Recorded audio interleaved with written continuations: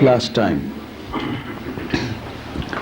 The Battle of the Trench, which was an event which took place in the life of the Prophet after he came to Medina in 5th Hijrah. And so we continue with the events from 5th onwards. But before I do so, I have to tell you that the Prophet was not only all the time facing the enemies and fighting.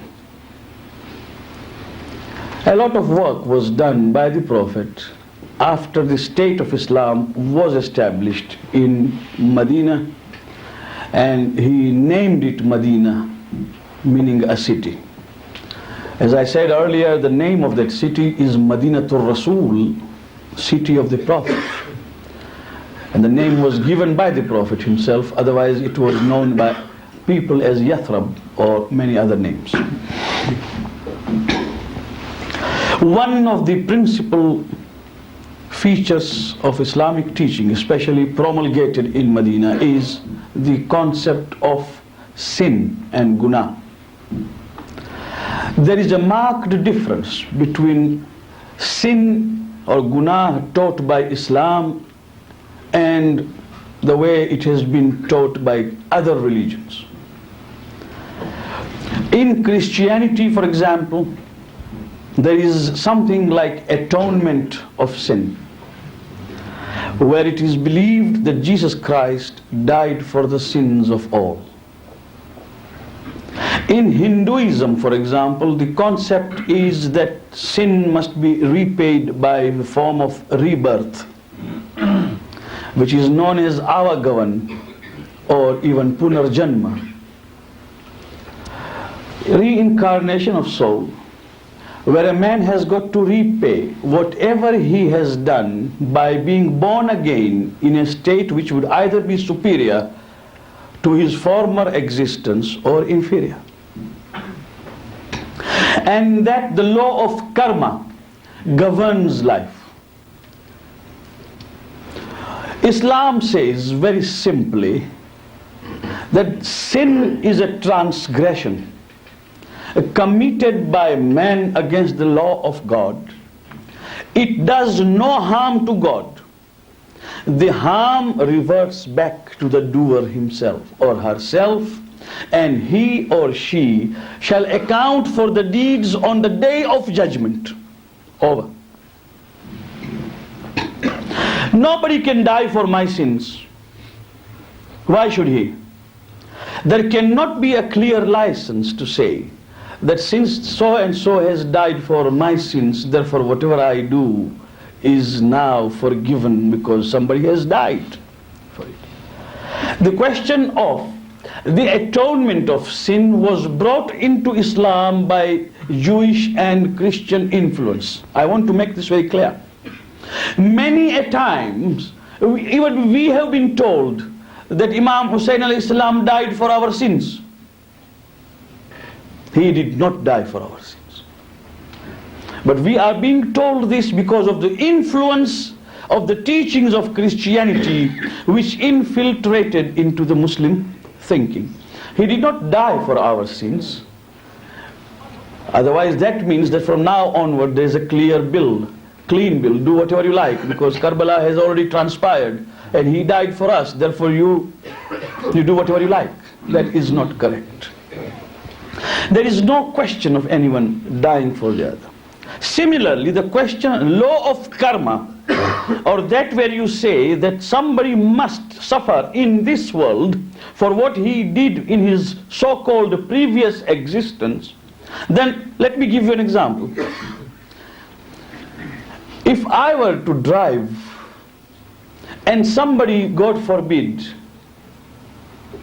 collides with my car and dies, car accident, according to the law of karma, the one who died has been repaid for what he did in his previous life. But according to the law of the government, I am going to be tried for having killed him. If I were to stand up in a Hindu court and say that I haven't committed any sin, I have just helped him to repay what he did in his last existence. You see, it seems so silly and absurd. So the answers to all these are not forthcoming because it's a philosophic question. It's a matter of faith, and everyone has a faith in his own religion. In Quran, the concept of sin explained by the Prophet was very, very clear. You commit a sin, the adverse effect of sin devolves upon you. It does no harm to the Creator. It does harm to you. In ahsantum, ahsantum li anfusikum. If you commit good, you are committing good for your own selves. Wa in asa'tum falaha. And if you transgress and commit sin, it is for your own selves. If that is understood, as it is clearly now explained by Quran, then let us take an example, some 2 or 3 examples. The Prophet in Medina Munawwara emphasized, told people once, twice, thrice, and the ayah of Quran came one after the other: stop drinking, stop using intoxicants. And by telling them repeatedly not to drink, the Prophet sometimes would even admonish in very severe words: the la'na, the curse of God upon he who sows the seed in a vineyard, upon he who cultivates grapes for the sake of wine, upon he who sells it, upon he who partakes of it, upon he who finally makes wine out of it, upon he who sells it, helps it sell, drinks it, helps it drink, upon he who sits in a place where people are drinking.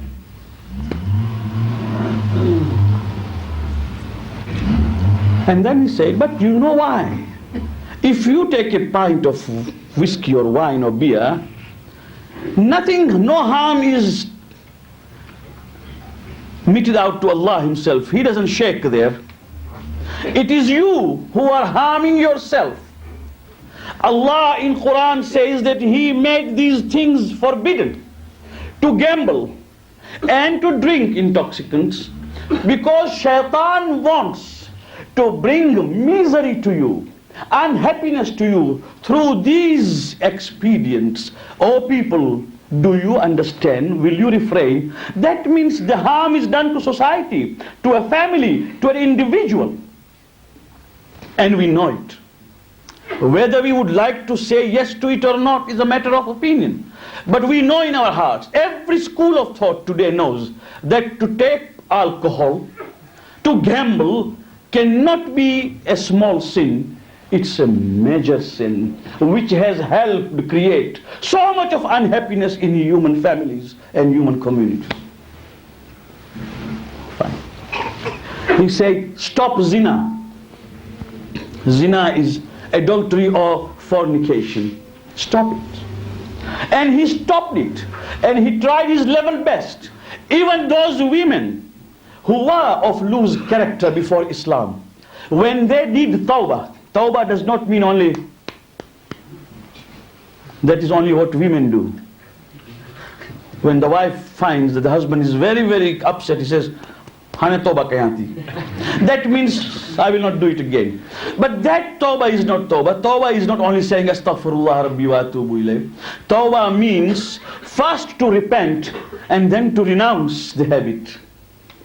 So those women who renounced their profession and they said, Ya Rasulullah, before Islam we were on the wrong path, we are not going to do it again. The Prophet saw that they got married into very honorable families so that they were protected and they would not repeat the vices and the evil. Once you have done, there is a mistake in your life, you don't commit it again. But those who persist in perversion, then of course what follows is not a harm to Allah, but harm to the family and human community itself. And now, for the last few days, you must be getting in your letterbox something which is called AIDS. And many people have been asking me that, Mulla Sahab, what do you think about AIDS? What can I think about it? We know it. And the whole world at the moment is shaking and shivering. And we all pray that even out of our innocence, we may not be caught in the trap of AIDS. Innocently, without having committed any such vice. An innocent man who goes for a blood transfusion today, they say, may catch AIDS. Or a common syringe used without proper sterilization may transplant AIDS. Anything can come. Not necessarily homosexuals, but even heterosexual can commit. Even innocent couples can transmit. So the terror is now epidemic. And that is why we are receiving the leaflets into our letterboxes that don't die of ignorance. The question is that the Prophet said this in 14 centuries ago, hadith. Whenever that hadith was being read, pardon me for this, because nobody would like to discuss things like homosexuality or zina and fornication too often from mimbar, because it is not a palatable subject. But Allah in Quran has discussed it, the Prophet has discussed it, and we would like to discuss it tonight, a bit of it, before we come to our original subject. Then look, there came a time when this hadith of the Prophet was being produced in support of what is in Quran. Our own Shia Isnasi doctors used to argue and say, Mulla Sahab, there is no perversion in homosexuality. There is no perversion. It is just a different way of satisfying an instinctive need.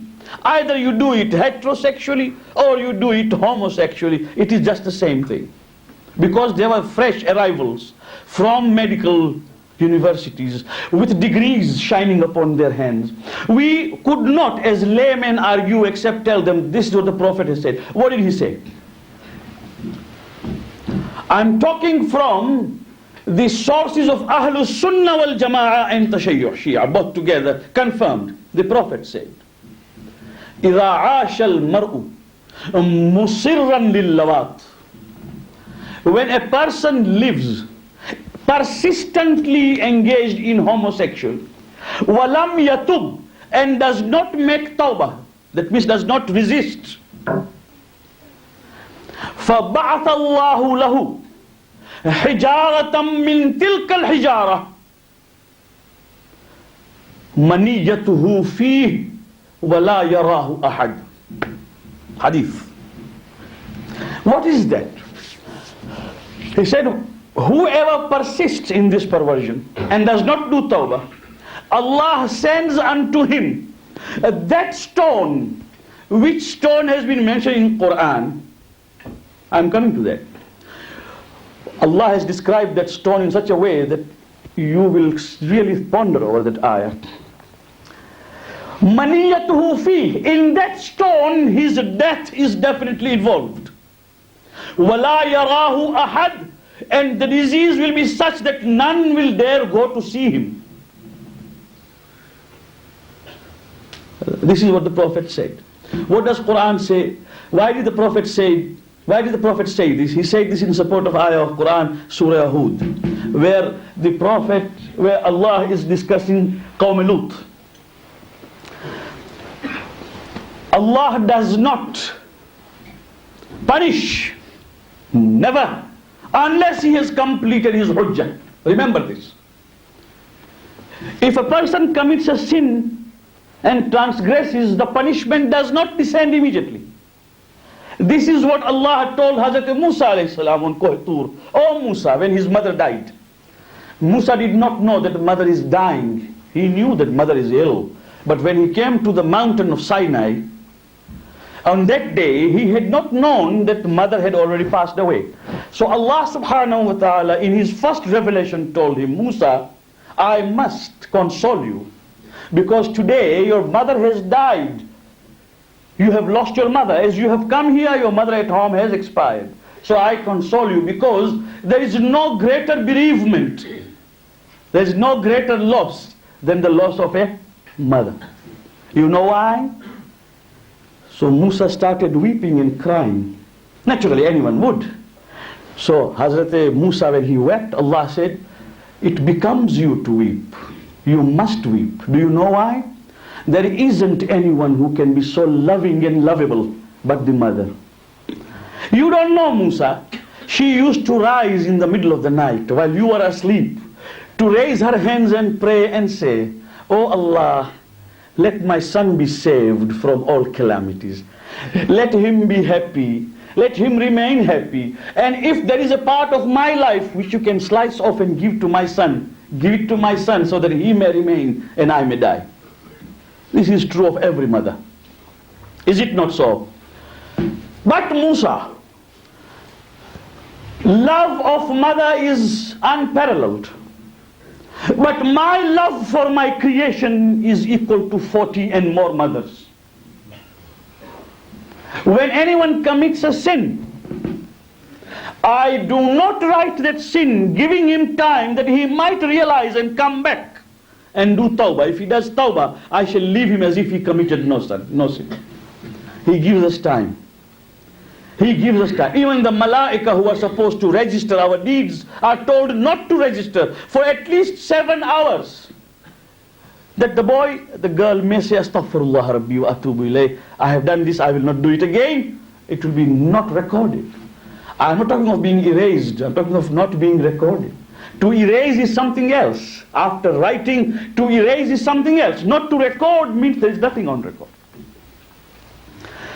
He does not punish. He gives us time. What is known in our language as mohlat. He gives us time and tries to bring us back by various ways. When he loves me, he puts me into several trials and tribulations in life to awaken my spirit and tell me, come back, my dear, come back. Have you understood now or not yet? But when I become incorrigible, I don't want to change, I don't want to open my eyes, then comes the time when the punishment comes, not because of any revenge, but because of the natural outcome of the sins I commit. So, Quran says we sent Hazrat Lut. We tried to tell the community not to commit the sin of homosexuality. We explained them the ills of it. They would not change. فَإِذَا جَاءَ أَمْرُنَا. Now Quran says, then of course our decree came. Final decree. فَإِذَا جَاءَ أَمْرُنَا جَعَلْنَا عَالِيَهَا سَافِلَهَا وَأَمْطَرْنَا عَلَيْهِمْ حِجَارَةً مِّن سِجِّيلٍ مَنْضُودٍ مُسَوَّمَةً مِّنَ اللَّهِ وَمَا هِيَ مِنَ الظَّالِمِينَ بِبَعِيدٍ. Only if we read Quran. وَأَمْطَرْنَا عَلَيْهِمْ. And we sent back from heaven, from up, what? Hijaratan, small stones. Min sijil, from the ones we have registered and recorded. Sijil, something which is, so to say, in stock. Something which we have kept in register and record for such sins. What was that sijil which came? Manvud, one after the other. Musawwamatam, with mark from us upon it. The Mufassirin have written it was a rain of stones. Allah does not say that. He says, we sent hijar, something like pebbles and stones, sijil, from our record and register, mandud, one after the other, musawwamatan, with a mark from us. And the Prophet said, that will be sent to those who persist, even today. Because Allah at the end of this ayah says, وَمَا هِيَ مِنَ الظَّالِمِينَ بِبَعِيدٍ. And that stored in our register is not far and distant from any transgressor. That means be it 20th century, be it 19th. Whoever does it is going to get it. But it comes at the right time. It comes when it comes from the form of punishment. When today we are told that in certain country after every 1500 men and women there is one suffering from AIDS. We are told there is a special ward where people come there to die of AIDS. We are told this. At the same time we are told by the same press that homosexuality must continue.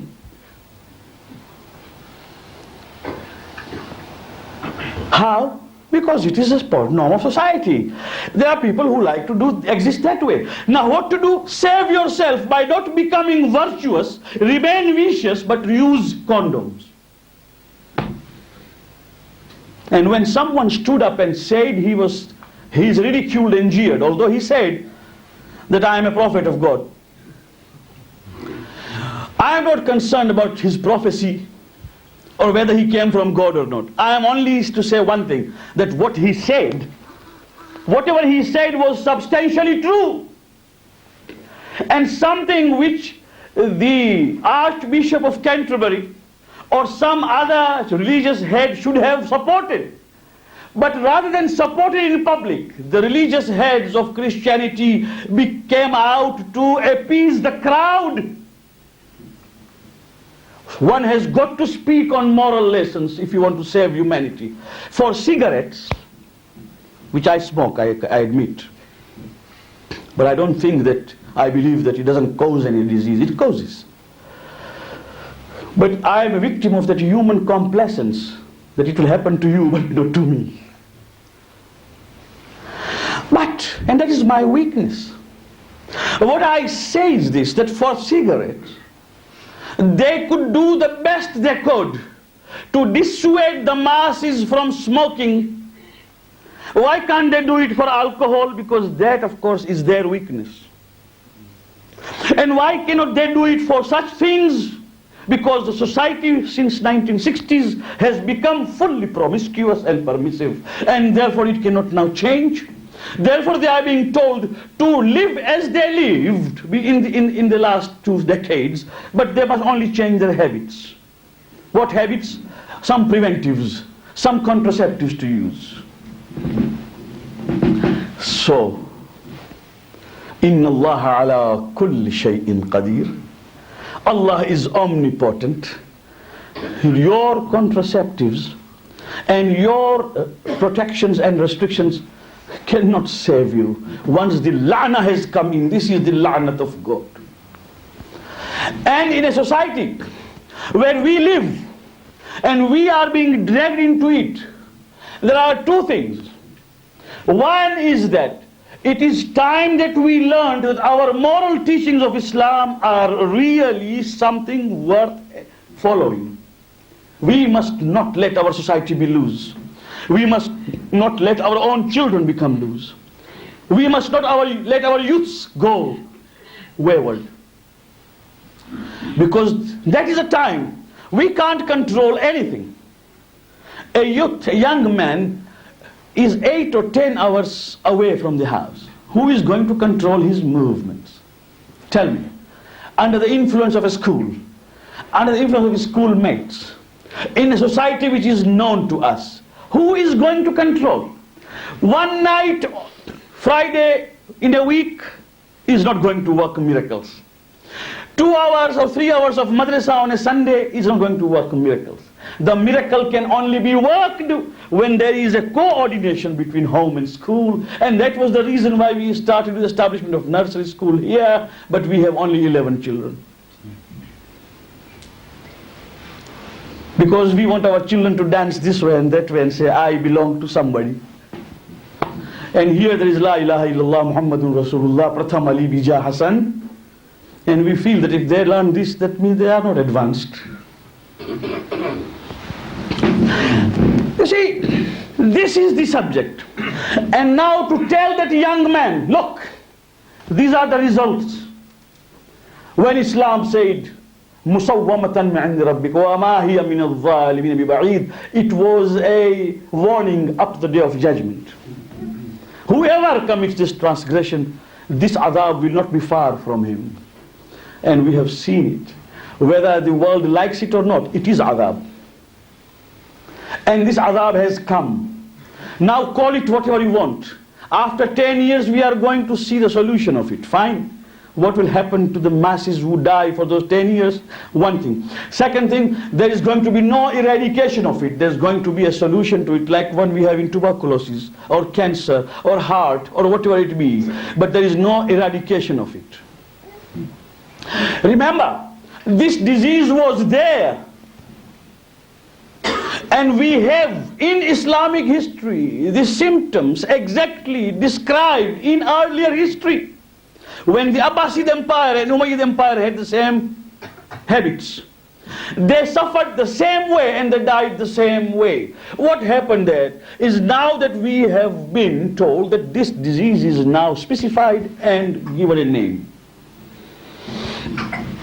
Remember one thing, that this is the concept of sin in Islam, that transgression causes harm to ourselves. And this is what the Prophet was trying to do. The society gradually became clean.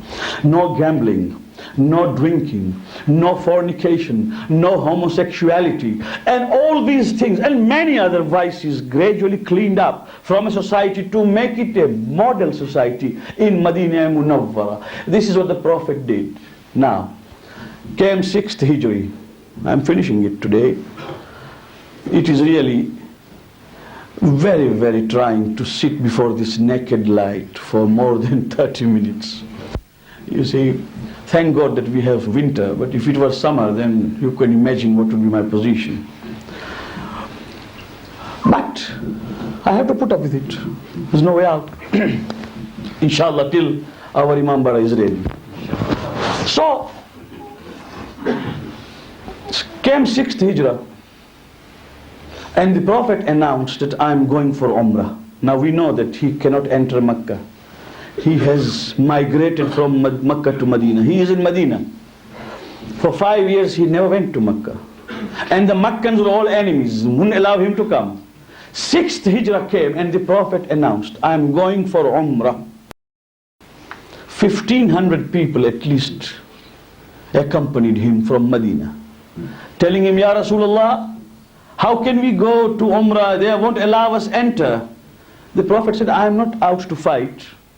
I'm going for Umrah, for Ziyarah of Kaaba. How can they stop me? So the Prophet advanced. As he advanced and as he reached few miles away from Mecca, the people of Mecca became aware that Muhammad is coming. So they thought that he has come to fight again. We are not out to fight. Why is he coming? So they sent someone. When he came, the Prophet told him that I have not come to fight because there is no fight. I have just made a niyyah and a decision that I am coming for Umrah, for Ziyarah of Holy Kaaba. And I don't think why you should stop me. All these people are coming. You can see we have no ammunition. And the camels we have, they are all for Qurbani, because in those days, camels for sacrifice were always marked. So they all bear the marks of sacrifice. You can see them. We are just coming for Qurbani and we are coming for Umrah. So 2 or 3 people came and went, giving the message to people of Mecca that Muhammad is not coming to fight. Let him enter. But the people would not. Especially Abu Sufyan said no. So the Prophet sent Uthman. Why he sent Uthman? He sent Uthman ibn Affan because he is from Banu Umayyah, and that the strong stalwarts of opposition in Mecca at that time were from Banu Umayyah, Abu Sufyan included. He sent Uthman and told him, go and tell your people that Muhammad is genuinely concerned about Umrah only. He will stay there for 3 days, do his Umrah and come back. When Uthman reached there and Abu Sufyan welcomed him, he said, Uthman, glad that you have come. What is the position? And he explained. So he said, Uthman, you want to do Umrah? Go and do.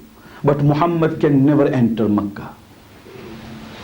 So Uthman said, Abu Sufyan, there can be no Umrah by Uthman without the Prophet being together. If you don't allow me, then I go back. He said, you can't go back. You are held hostage. So Uthman was captured and kept as hostage. Here, the Prophet was gradually, he was waiting for it. But when he found that there is no answer, people started talking, Ya Rasulullah, Uthman must have been killed. So the Prophet said, we advance. Came to a place which is known as Dhul Hulayfa.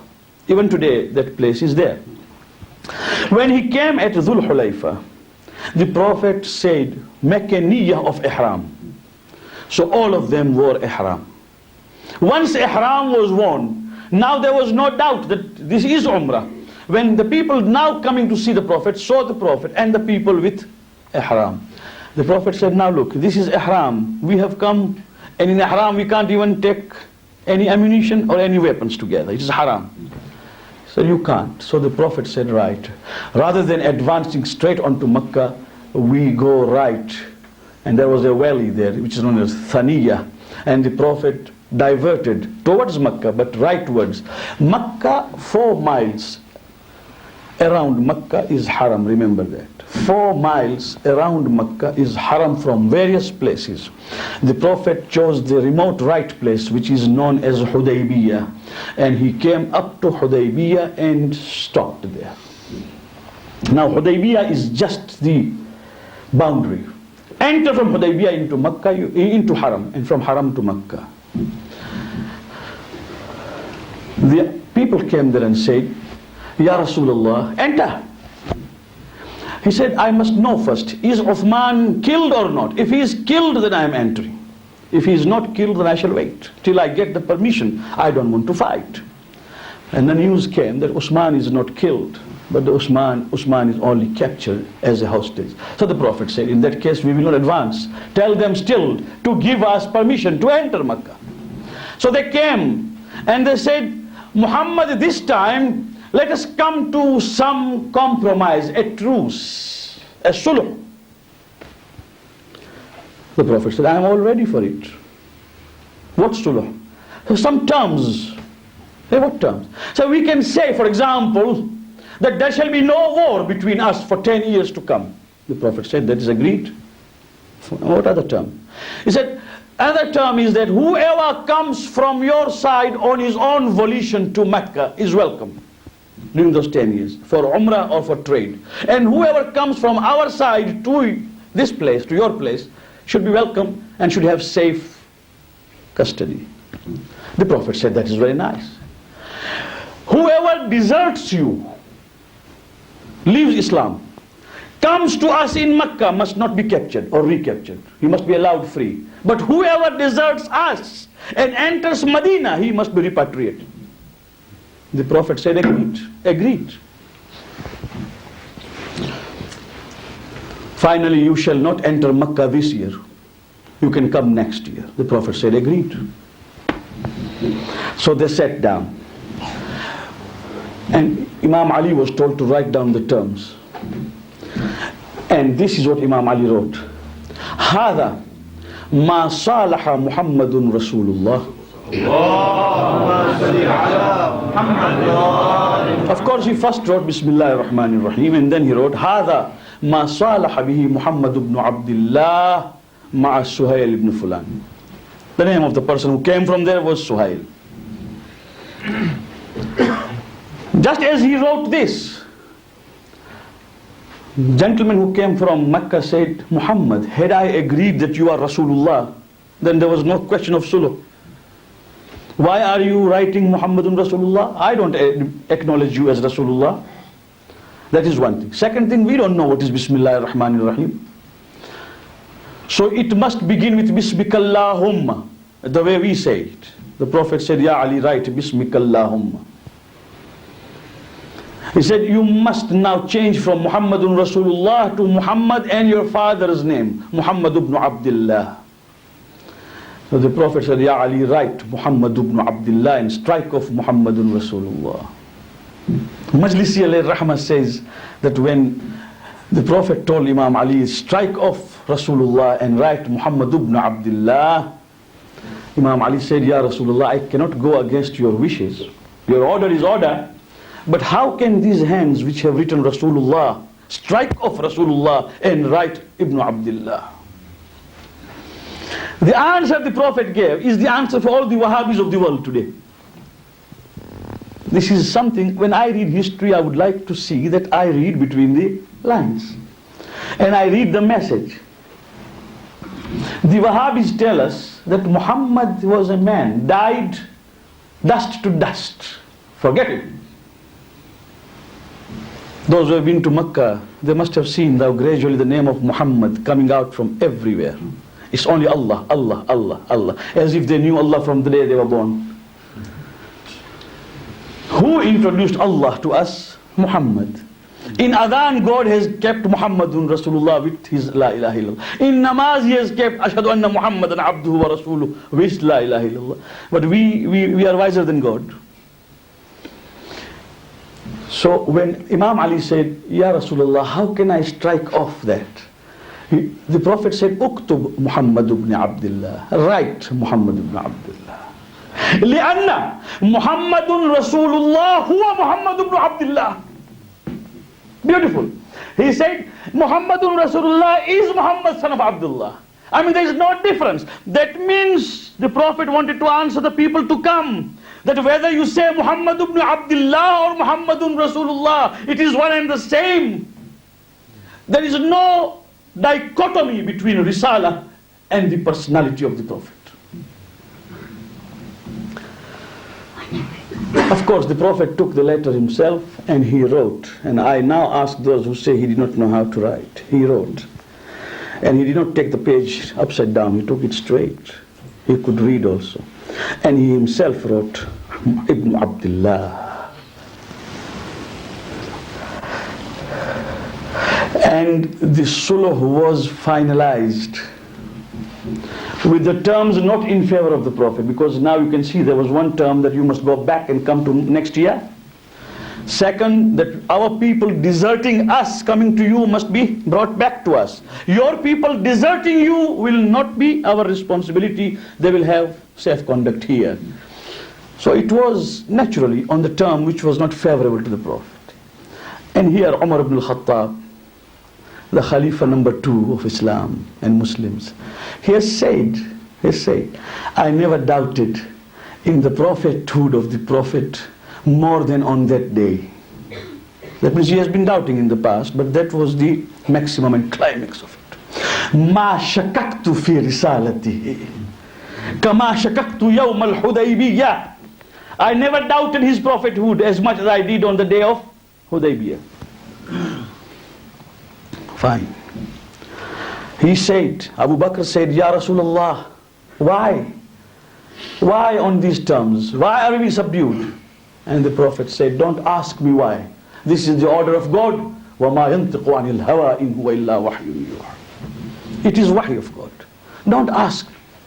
Am I not your Prophet? Abu Bakr said, Ya Rasulullah, Bala, believe in me. Whatever I am doing is correct. Well, on that, all the people assembled, except one, of course, swore the new oath of allegiance on the hands of the Prophet, which is known as Bay'at Ridwan. And as the Prophet returned, only one man, of course, did not do bay'ah. But he was not there. You know, in a classroom, when a teacher wants to ask questions, the one who knows most but doesn't want to know, doesn't want to answer, or one who knows most means the other way around, and wants to see that the teacher does not see him, what he does, he just goes under the desk. Or he tries to hide his head behind the boy who's standing or sitting in front of him. So one of them, of course, he hid himself under the camel so that he could not be seen. He refused. The others all, of course, swore the oath of allegiance. And when the Prophet was returning after this sulh, the surah came, إِنَّا فَتَحْنَا لَكَ فَتْحًا مُبِينًا لِيَغْفِرَ لَكَ اللَّهُ مَا تَقَدَّمَ مِنْ ذَنْبِكَ وَمَا تَأَخَّرَ وَلْيُتِمَّ نِعْمَتَهُ عَلَيْكَ وَيَهْدِيَكَ صِرَاطًا مُسْتَقِيمًا إِنَّا فَتَحْنَا لَكَ فَتْحًا مُبِينًا. Verily we have given you an open victory. Now the question is, people close to the Prophet are doubtful whether the terms were good or not. And there has been no war. What has been there is just a truce. And Allah calls it Fathum Mubin. After Khandak, after Badr, after Khaybar, after Hunayn, after all those great battles of Islam, there was no ayah of Fath Mubin. The ayah of Fath Mubin has come after the truce, where not a single drop of blood was spilled. Why? This shows the hidden philosophy of Islam, that victory was not based on sword, it was based on the understanding it created. What happened?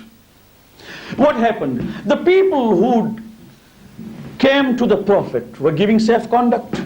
Those who went away, they were given safe conduct. Those who deserted the Prophet, and deserted Islam. The Prophet said, there is no force. Even today, sometimes people say, Mullah Sahib, if you will not help me, I will become Ismaili. You are laughing, but my heart bleeds. You laugh because you find it quite funny, isn't it? Yes. But my heart bleeds because I am right in the throes of it. I know. Kujadanand hale masu buksarane sahilha. How can those people walking on the shores know what is the position of one who is right in the stream? But I do receive this letter. If you don't help me, Mullah Sahib, I am becoming Ismaili. Right. I am becoming Bohora. Fine. I am turning Christian, because here it is Christian more. The answer I give them is that to help or not to help is secondary. But if you want to convert into Christianity, do it as soon as you can, because Islam doesn't want such things. But if you want to understand Islam, then I am at your service. Come and see me. But if you are going to threaten me and say that if I don't help, I'm going to convert, then do it as soon as possible. We want this kachra as soon as possible to get out. Because Islam said, La ikraha fid deen. We don't fall on the knees of the people to say, please remain, otherwise if you go away, the whole house will become empty. It will not become empty. We want people who understand faith. We don't want people who try to buy faith because of facilities and money. This is not a society. It's a religion. A religion is stuck to under all thick and thin. You may have hard days. Allah is testing you. You may have difficult days. Allah is testing you. When people fought in Uhud and Badr under the mountains and scorching sun, saying La ilaha illallah Muhammadur Rasulullah, we people for our mundane and temporal benefits are prepared to threaten, to change and convert. To hell with it. To hell. So, the Prophet said, those who desert me and go, let them go. There is no compulsion. So what happened is some Muslims went to Makkah, not deserting the Prophet, but for business, for Umrah, because they were allowed. The Prophet wasn't allowed. They went there. They were not allowed to come back.